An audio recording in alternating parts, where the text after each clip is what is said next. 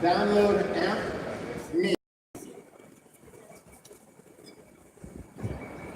You can go to the website or go to the Play Store, and you get a free trial, and that gets you into the dance party.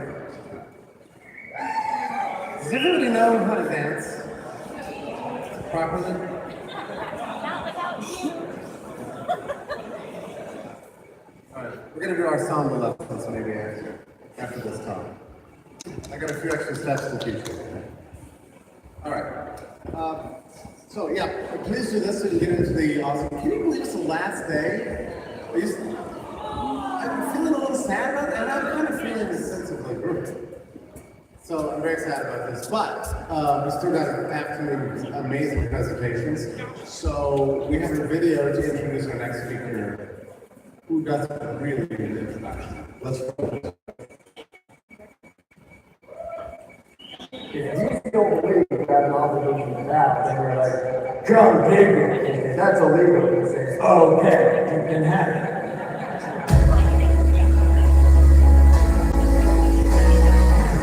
The ability to kill you is on your stuff. The most potent weapon in the hands of the oppressor is the mind of the oppressed. When a tank doesn't have a tank driver in it, it's not really a threat to us anymore. When we don't let them have control of our brains, then they don't have control of our bodies.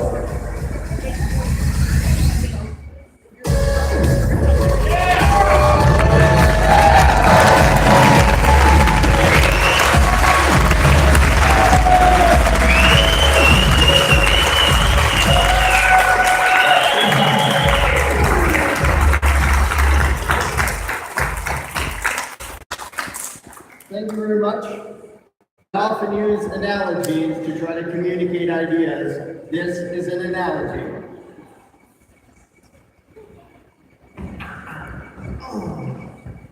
Yo, dude, are you okay? Yeah, I just my ankle. Man, it sucks, dude.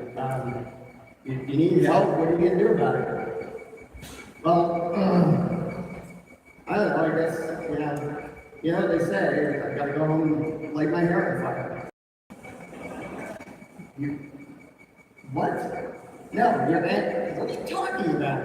Your ankle, you twisted your ankle. What do you do about that? Well, my family, I was always told, twist your ankle, the thing to do about it is to light your hair on fire. That's the solution. That's what my family's always done, always heard from all my siblings my entire life. What would you do? What's your solution? Well, I don't know, you can put ice on it, bandage it, maybe go to a doctor. What do you mean, light your hair on fire? Like, whatever you do, that's not gonna solve it. You're gonna still have a hurt ankle and your hair is gonna be on fire. Well, can you guarantee that the things you just described are going to fix my ankle? Well, I can't guarantee it, but it's pretty likely. I can't guarantee lighting your hair on fire is not going to help. No, I just didn't. You have no solutions. It sounds too kooky. I'm gonna do what we always know is the solution to things. So, thanks for your help, but no. You're kind of an idiot. Have a nice day.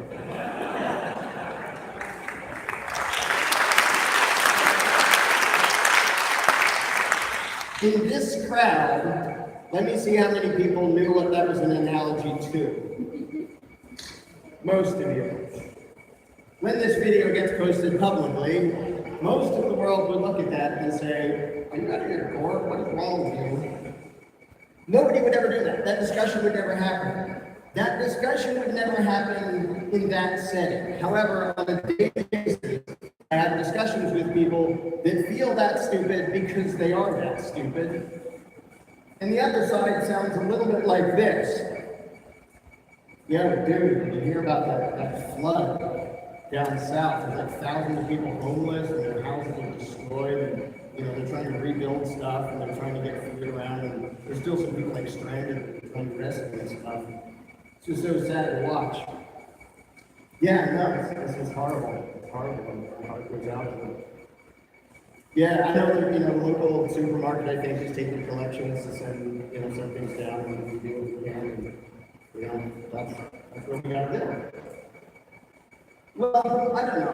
I really think that what we have to do is get a small number of people who have the moral right to violently dominate the rest of us and take our stuff.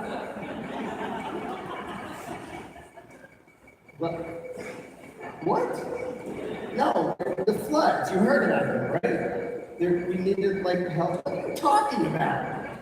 What are you talking about? You want somebody to rob us and take our stuff? How would that help? Well, we have this group of people, they violently dominate us and take our stuff, and then we ask them nicely to take some of what they took from us and give it to the victims of this flood. So it's still our money. Why don't we just give money to the victims of the flood? Why would you do that? That doesn't make any sense. Well, this is how it's done. This is how it's done. And I don't necessarily trust people. Oh, okay. So it isn't your money. You're not quite dumb enough to appoint a thug to rob you to give your money.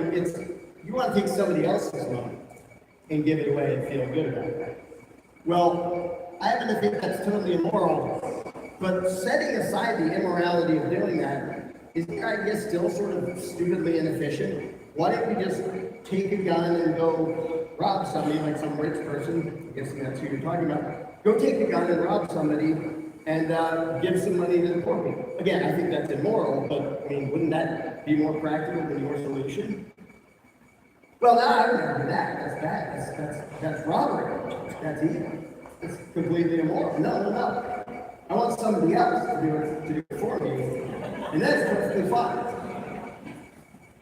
In what way is it perfectly fine? Well, we vote on it, and we let the rich guy vote too. So it's democracy, it's represented and all that. Okay, so gang rape. And lets the woman have a vote, and she loses, but the outcome's okay because everybody had a vote. Oh, come on, now you're just being extreme. I would never do that. This is how statists actually think, and it's how they actually can't see what they are advocating, and they've been taught to view things this way. And there are a bunch of other examples I could give. I may give an abbreviated one of, hey, I have a cousin who's, been addicted to hard drugs, and it's been really sad to see, and, a few of us want to talk to him and see if we can help out. And, obviously, first he has to admit that there's a problem. We can't force anything on him, but it's sad to see, and we're trying to help out. Well, I think what we need is a small group of people that has the moral right to violently dominate the rest of us and take our stuff.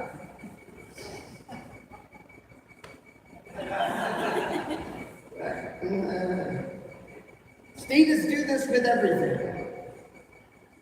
Government is the one wrong answer to absolutely every problem in the world. Yeah!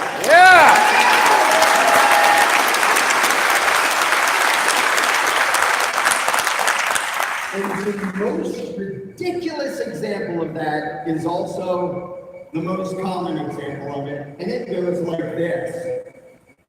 Whoa, did you hear about Bob, the guy who lives 2 streets over?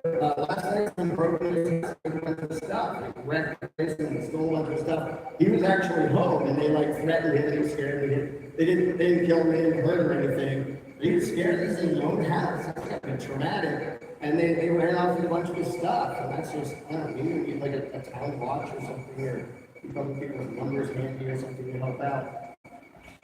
No, I think what we need is a small group of people that has the moral right to violently dominate the rest of us and take our stuff. Were you not listening? That was the problem. Is a small group of people that uses violence to beat us up and take our stuff. Well, yeah, but what we need is a different small group of people that bosses us around and takes our stuff, and then we can ask them nicely to please hire somebody to stop anybody else from beating us up and taking our stuff. That is the fundamental basis of statism. It's stupid, it's insane, and I believed it for many years, and that's embarrassing as hell. And what's saddest of all is that the ones who think they are most pro-freedom, this was also me a decade ago, who think they are most pro-freedom and righteous are minarchists, which is what I was. I only want a little government that only bosses us around and beats us up and takes our stuff to protect us from those who would boss us around and take our stuff. As if that's sane, as if that makes any sense. Nobody would come up with these solutions on their own. Nobody would believe something so patently stupid if they were not subjected to years and years and years of indoctrination that tells them that that is how you deal with the problems of humanity, getting a violent ruling class to boss us around and take our stuff. But that is a literal description of absolutely everything that government does. It is the wrong answer to absolutely everything.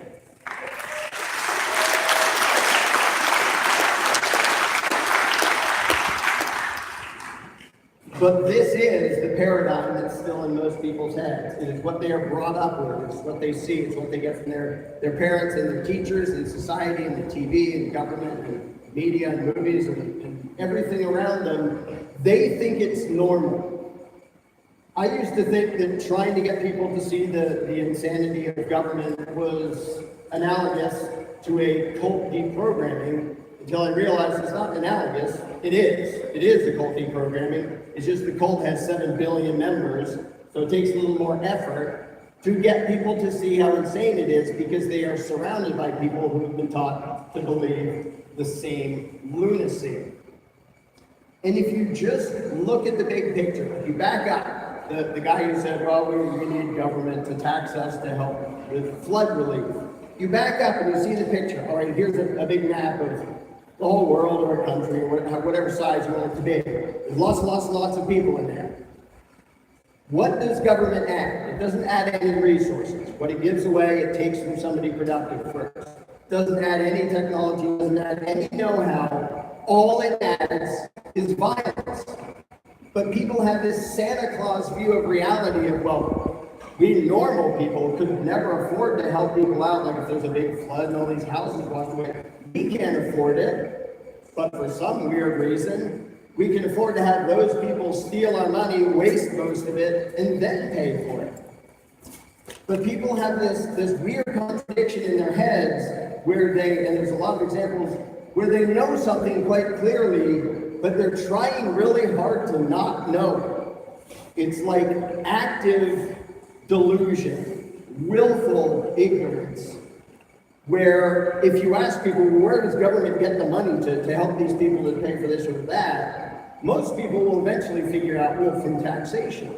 Well, then don't ever say we can't afford it. We're paying for it either way. It's just whether we get to choose or we get robbed by a bunch of thugs and then they waste our money.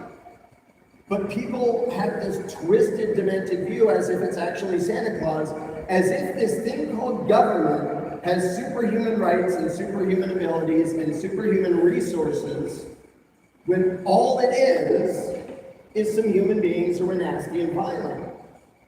But we are trained to think this way. We are trained to view reality that way. When you're the little kid in school and you sit there quietly and you're told, you are learning above all else.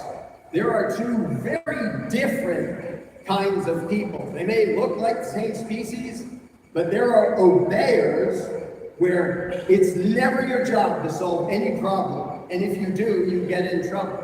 If you defend yourself, you get in trouble for fighting. Doesn't matter who started it.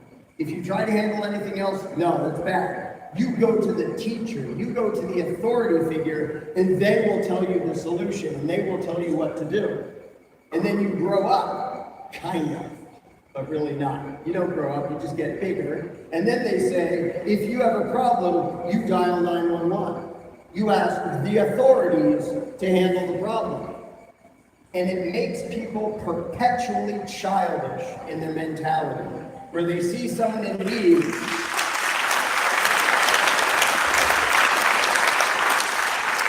They see someone in need and they think, well, that's what government welfare is for. They hear about crime and they say that's what police are for. They hear about, oh, somebody might invade us, which is usually a lie, and they think, well, that's what government military is for.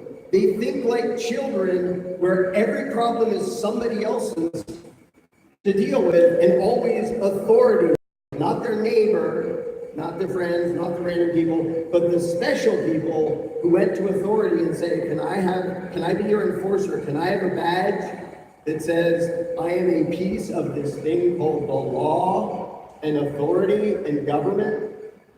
And so the indoctrination continues, and we think we grow up, but you don't. There's one kind of person who's actually grown up. They're called anarchists.